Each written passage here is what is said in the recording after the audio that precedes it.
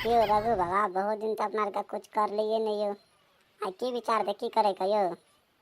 हम तो कहते चलो पढ़े ला काल, तो बहुत दिन तो अपना के पढ़े ला तो गेलिए ना। चलो काल तक तीनों आदमी पढ़े ला।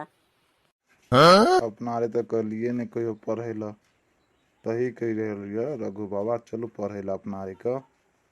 चलो अहाँ दोनों का जेहन विचार हम तैयार छी। चलो पढ़ हवे काल तो। चलो चलो तब पढ़े ला चलो।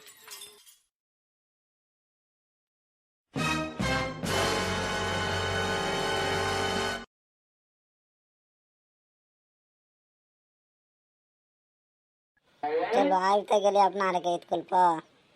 हाँ देखियो तोर कखन तक लिखावे कलात में।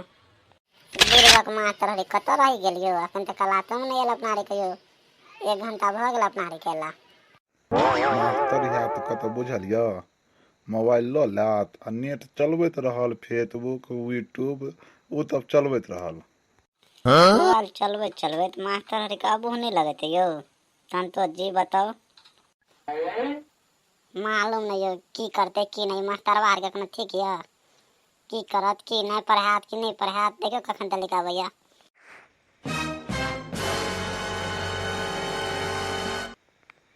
घर पर तो चाइन तक खा न देलक हमर कनिया, आ जाते विद्यार्थी आर के एते मार मारबे कि हमरा कहत।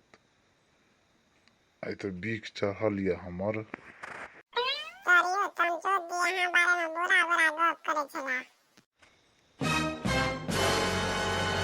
रो रे संतला रो, ता दौर फल नहीं तो की कॉलेज का मुनिस्टर थी तो तू हीरो बन गई रो।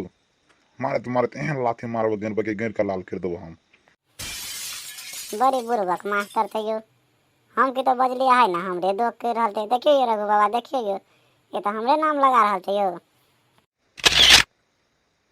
तो की लगे छो ई ओटीपी हमरा ना करे छै।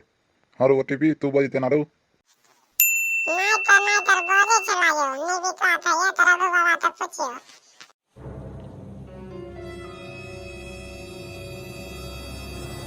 यो तोर कोनो गप नहीं दे ठीक है। ई जे ओटीपी है ना, ओटीपी झूठ बजिया।